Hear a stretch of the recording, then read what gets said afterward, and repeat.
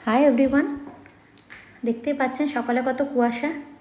এটা কিন্তু আমাদের আসানসোল নয়, আপনাদের দাদা যাচ্ছে প্রয়াগরাজ মানে মহাকুম্ভে। তাই আমি বলেছিলাম তুমি যাচ্ছ যখন একটু ভিডিও করবে, ভিডিওটা আমি ব্লগে দেব। এখানে ওরা একটু চা খেতে দাঁড়িয়েছিল, রাতে রেস্ট নিয়েছিল বেনারসে। তারপরে পরের দিন ভোরবেলায় এই যে সরস্বতী যে স্ট্যান্ডটা করা আছে, স্ট্যাচুটা এদিকে হয়ে যাচ্ছে প্রয়াগরাজ। এই যে এই প্রয়াগরাজের রাস্তা, আর এই যে এদিকে মহাকুম্ভ মেলাটা হয়েছে।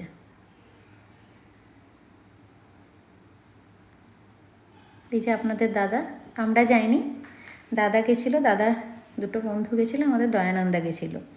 এই যে যাচ্ছে এখন নৌকা করে ওরা সঙ্গমেই চান করবে। কিছুদিন আগে গেছিলো, তো ভিডিওগুলো আমার রেডি করতে একটু সময় লেগে গেল। এই যে রন্টুদা বসে আছে, আপনাদের দাদা বসে আছে, আরেকজন দাদারই একটা বন্ধু বসে আছে, সব ওরা যাচ্ছে। ওদের এখন স্নান হয়ে গেছে, স্নানের ভিডিওটা ওরা নিতে পারেনি, ওরা এখন রিটার্ন করছে কাশী বিশ্বনাথে, ওইখানে থাকবে, পুজো দেবে। এই যে ওরা সব যাচ্ছে এখন, দেখছেন কত ভিড়, পুরো একদম মানে মেয়ে ছেলে নিয়ে যাওয়ার মতন নয়, মানে একাই ছেলেরাই ঠিক আছে। দেখছেন কত, বাপরে বাপ, গধুলিয়া চকটার কি অবস্থা। আমরা যখন বেনারসে গেছিলাম এত ভিড় ছিল না, এখন যেহেতু মহাকুম্ভ চলছে তাই ভিড়টা বেশি।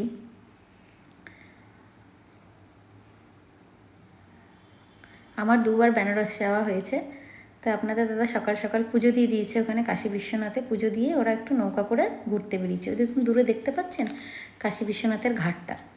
এইখানে টোটাল 84টা ঘাট আছে এখানে, তো সবগুলো তো ঘোরা সম্ভব নয়, কিছু কিছু ঘাট ওরা ঘুরেছে। তার মধ্যে মণিকর্ণিকা ঘাট, হরিশ্চন্দ্র ঘাট, এগুলো তো খুবই নামকরা ঘাট,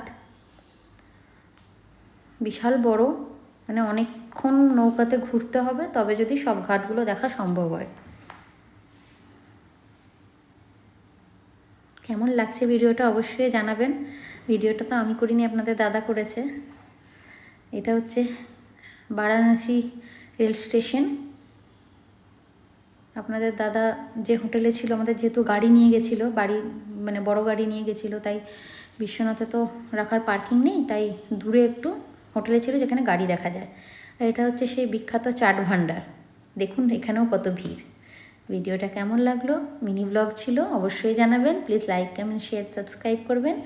ভালো লাগলে কমেন্ট করবেন। আজকের মতন আসি, বাই।